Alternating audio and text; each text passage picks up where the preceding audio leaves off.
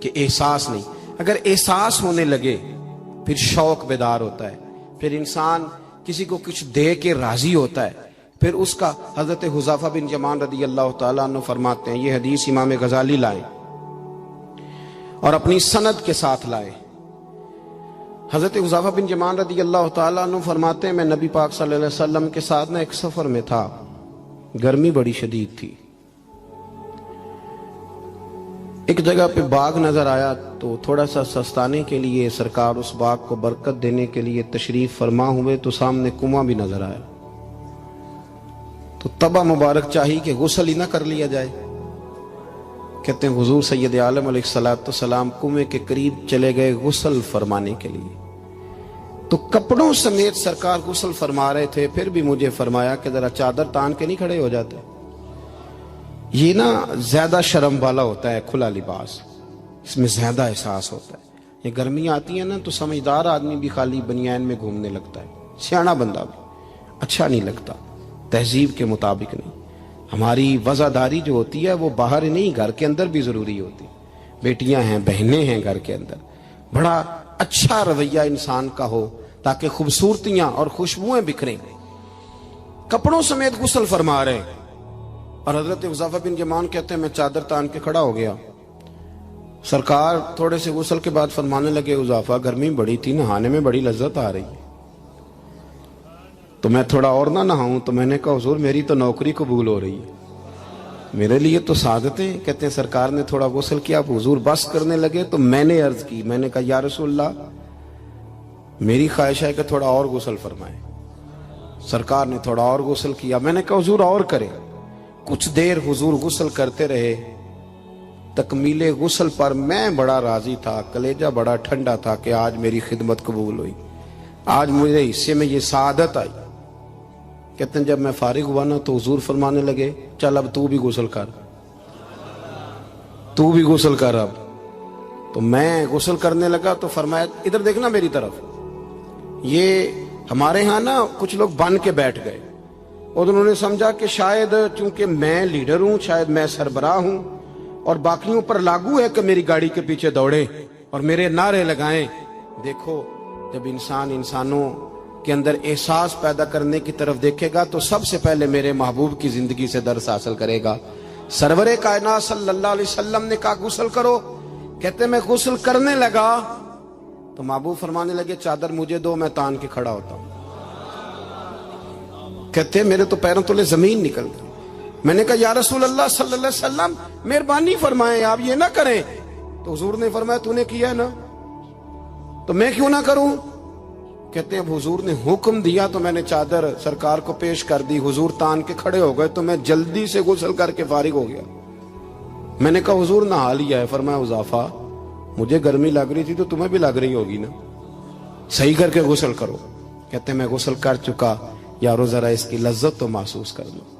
کوئی حرج نہیں یار, اگر کوئی کام ہمیں کبھی اپنے ہاتھ سے کرنا پڑ جائے کوئی مسئلہ نہیں. اگر آسمانوں پہ چلو گے تو زمین والوں سے پیار نہیں بڑھے گا, اور اگر زمین والوں کے بیچ رہو گے پیار کرو گے تو محبتیں بڑھیں گی. حضرت حذیفہ بن یمان کہتے ہیں کہ میں پھر تھوڑی دیر غسل کے بعد عرض کی حضور کر لیا غسل.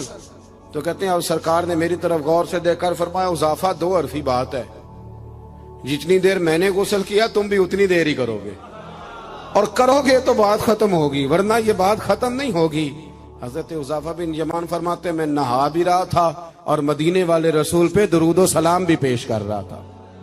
دیکھو اگر یہ شدت آئے نا, دیکھیں میں اکثر دوستوں سے کہا کرتا ہوں کہ میرے جیسے آدمی کو نا بن جاتی ہے عادت سٹیج پہ بیٹھنے کی. آپ یقین کریں بن گئی ہے, مثال نہیں دے رہا, صحیح کہہ رہا ہوں. اب کئی دفعہ ایسے ہوتا ہے کہ بہت ساری محافل میں نا چاہیے نا بندہ پیچھے بیٹھ جائے, لیکن وہ ایسی جو نجی جو اساتذہ کی ہیں, جو بزرگوں کی ہیں, جن میں بڑے بیٹھے, ان میں بھی کئی دفعہ شک ہونے لگتا ہے کہ آگے ہی جانا ہے, حالانکہ نہیں جانا. اور کئی ایسے چودھری صاحب, پیر صاحب, صوفی صاحب ہوتے ہیں جو گردن اٹھا اٹھا کے نقیب محفل کو دکھاتے ہیں کہ میں آ گیا ہوں, کر لے اعلان کسی طریقے سے. پھر آپ تنگ ہوتے ہیں.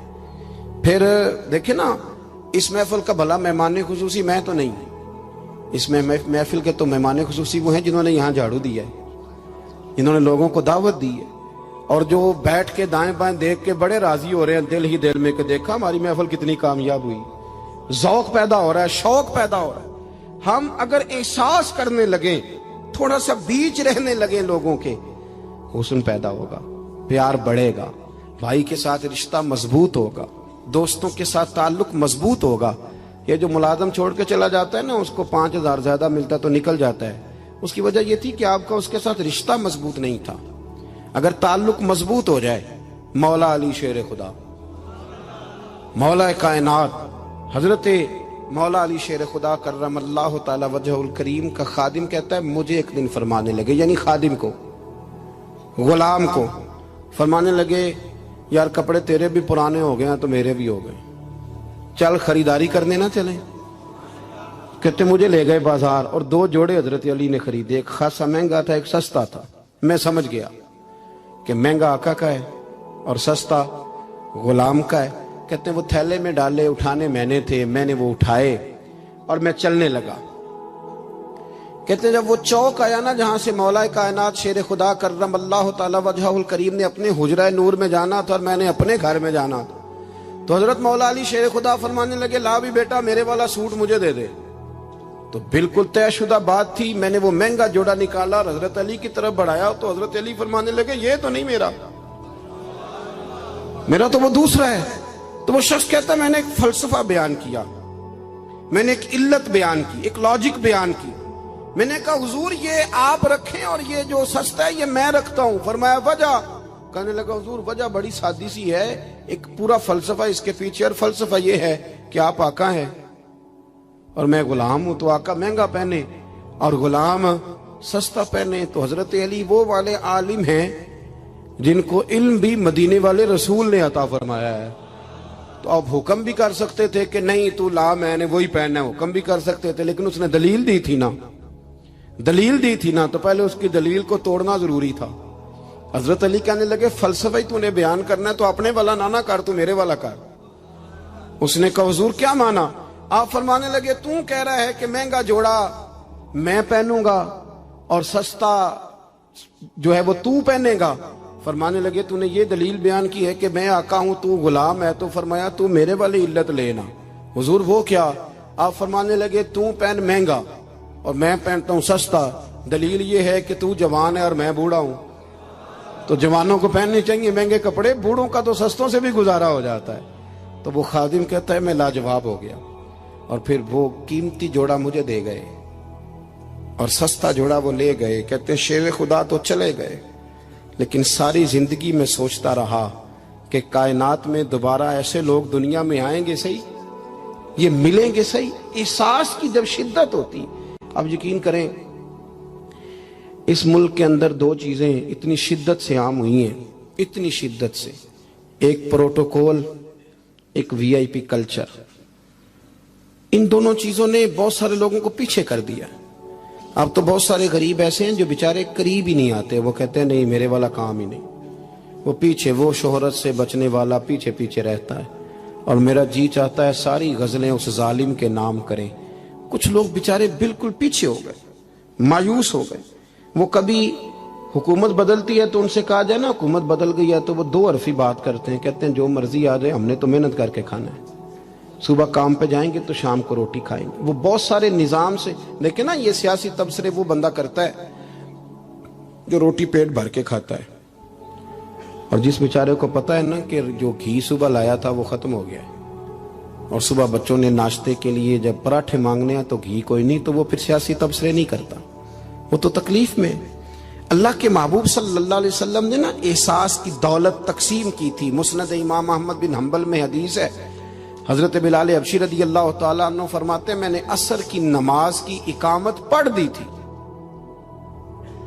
ایک بدو آیا, ایک یہودی کا غلام, کہنے لگا یا رسول اللہ صلی اللہ علیہ وسلم میں بڑی مشکل میں ہوں, اگر آپ میرے ساتھ چلیں, میرا چھوٹا سا کام کر دیں تو میری وہ مشکل آسان ہو جائے گی.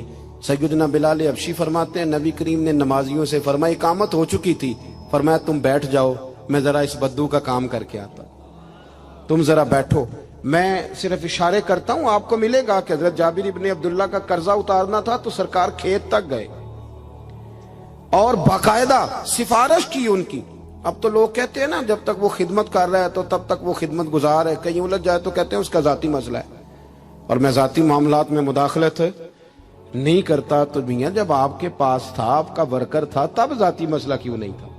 اب وہ الجھ گیا ہے تو ذاتی مسئلہ ہے۔ ایک عورت رو رہی تھی تو سرکار سفارش کے لیے اس کے ساتھ نہیں چلے گئے تھے کہ میری مالکن مجھے مارے گی؟ آپ کتب حدیث کتب سیرت کو پڑھیں۔ یہی وجہ تھی کہ حضور کے غلاموں میں وہ درد آیا، بڑے زور شور سے آیا۔ امیر المومنین سیدنا فاروق اعظم رضی اللہ تعالیٰ، اس شخص کا آپ جاہ و جلال دیکھیں نا تو کسرا کا بادشاہ کہتا ہے عمر ملنا ہے، تو عمر فرماتے میرے پاس وقت نہیں، میں نہیں ملتا، مجھے کیا ضرورت ہے کسی کی، یہ جاہ و جلال ہے۔ اور انسانیت کی خدمت کا جذبہ کیا ہے؟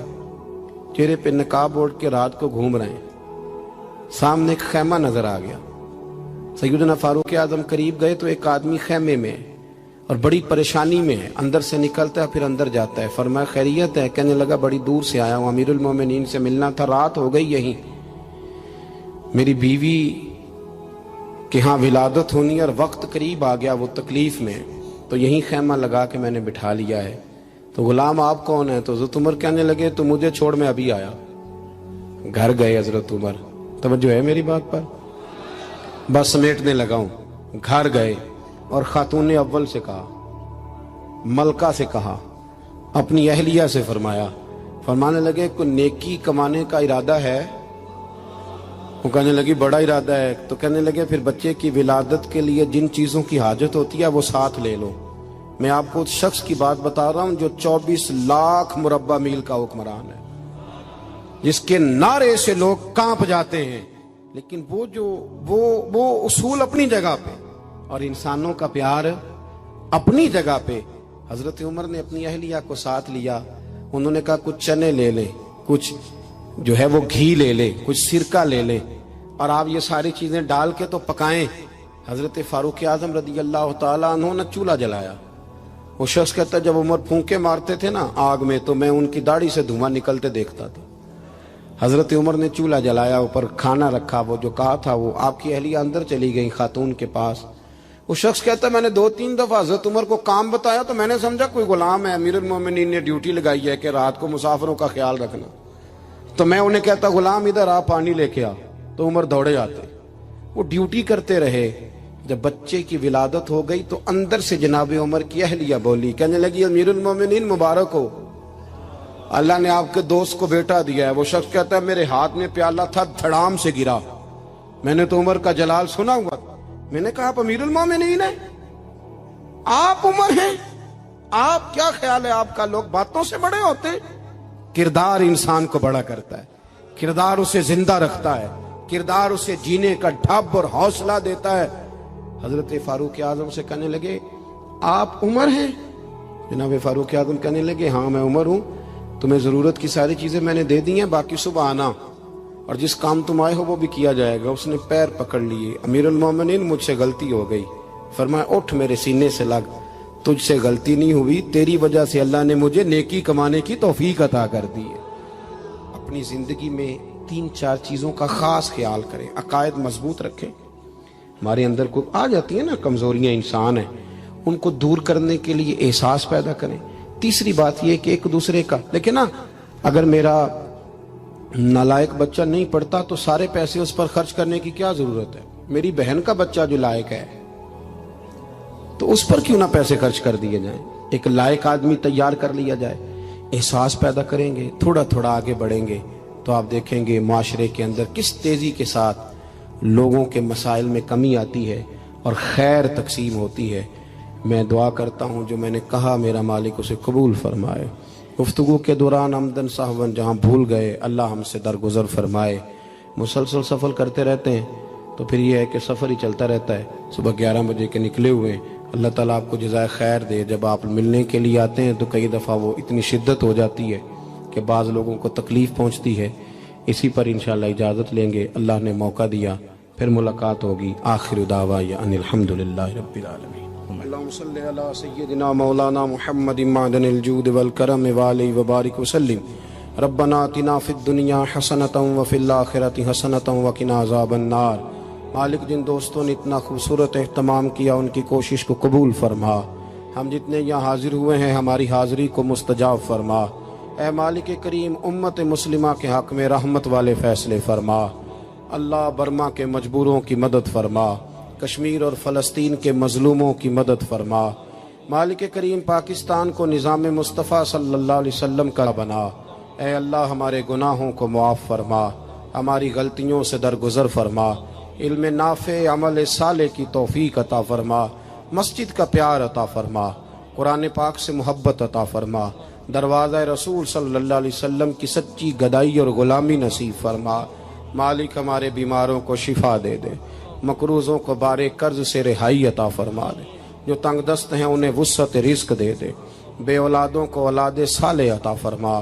مالک کریم جو لوگ دنیا سے چلے گئے ان کی کامل مغفرت فرما، ہم جو موجود ہیں ہمیں توبہ کی توفیق عطا فرما، ہم سب کا خاتمہ بالخیر بالایمان فرما۔ اللہم انا نسألک العفو والعافیۃ فی الدین والدنیا والآخرہ، رب اغفر وارحم وانت خیر الراحمین، وصلی اللہ تعالی علی حبیبہ سیدنا و مولانا محمد۔ آج اس محفل کی آڈیو ریکارڈنگ کے لیے قادری ساؤنڈ